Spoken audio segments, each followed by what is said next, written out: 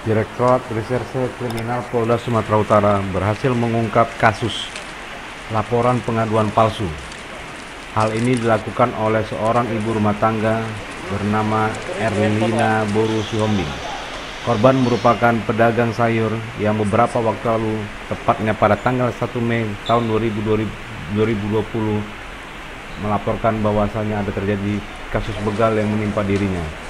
4 jari tangannya putus akibat kejadian laporan begal yang ia laporkan ke pihak kepolisian.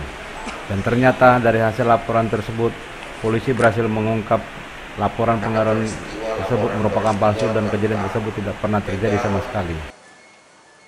Perampokan dengan menggunakan senjata tajam, di mana korban melaporkan bahwa tangannya dapat dibacok dengan senjata tajam hingga keempat jari kiri putus,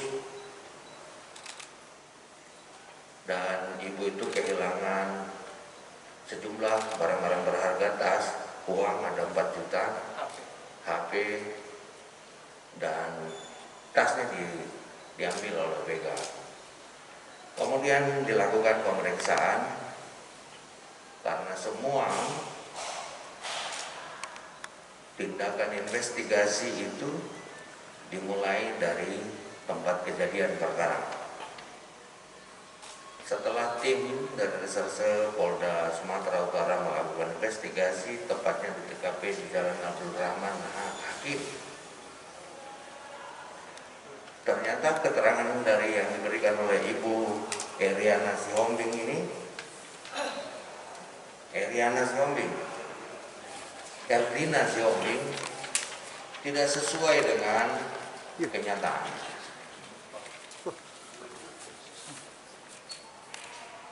Tim bekerja keras mengumpulkan seluruh alat bukti, keterangan, dan perangkat IT yang ada di situ, CCTV dan lain sebagainya. Tidak ada keterangan yang mendukung bahwa telah terjadi peristiwa pencurian dengan kekerasan atau pemberatan.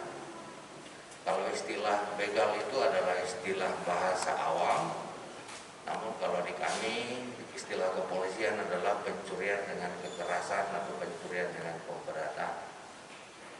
Setelah dilakukan investigasi lebih lanjut, diketahuilah bahwa peristiwa itu tidak pernah terjadi, dan itu adalah rekayasa dari korban sendiri.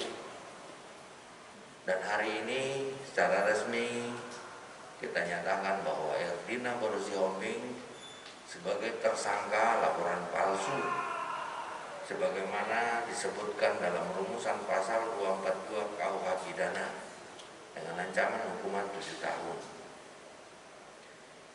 Alasan sementara motif dari saudara Erlina Boru Sihombing ini adalah karena tekanan ekonomi, dililit utang, dan satu diantaranya untuk mendapatkan klaim asuransi.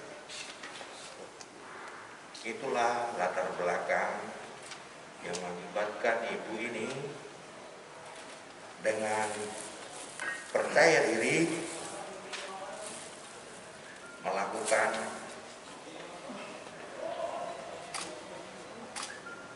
pemotongan terhadap jarinya sendiri untuk meyakinkan penyidik bahwa benar-benar terjadi begal atau perampokan atau pencurian dengan kekerasan. Mungkin tadi rekan-rekan saya sudah tanyakan bahwa jarinya itu dimasukkan dalam plastik dan dibuang di parit. Sementara sampai saat ini penyidik sudah berusaha untuk mencari, belum ditemukan. Nanti akan kita temukan juga. Mudah-mudahan masih ada untuk ujung jari dari ibu ini, karena apapun itu adalah bagian dari tubuh manusia yang harus kita perlakukan dengan baik. Kira-kira itu yang bisa saya jelaskan kepada rekan-rekan. Mungkin ada yang bertanya. Pak Kapolda, itu kan ada 3 orang, yang 2 itu perannya sebagai apa, Pak?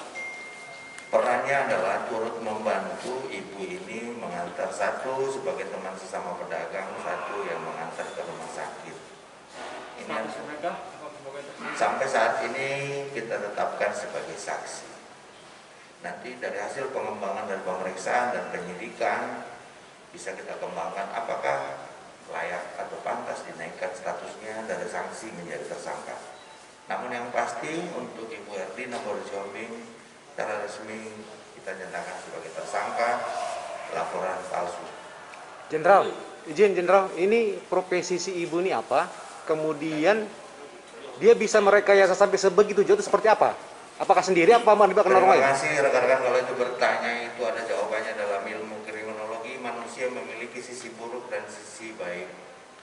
Mungkin karena tekanan yang banyak dan lain sebagainya, mungkin tidak ada pilihan bagi dia karena beratnya kehidupan, maka dibuat rekayasa. Tadi saya sampaikan bahwa motifnya adalah untuk mendapatkan simpati masyarakat. Yang kedua, untuk menghilangkan hutang. Dan yang ketiga ada klaim asuransi. Jadi motifnya adalah motif ekonomi. Tunggal berarti sendiri Jenderal ya? Iya. Ibu nggak usah dibully lah. Cukup sudah. Dia juga cukup berat menghadapi hidup ini.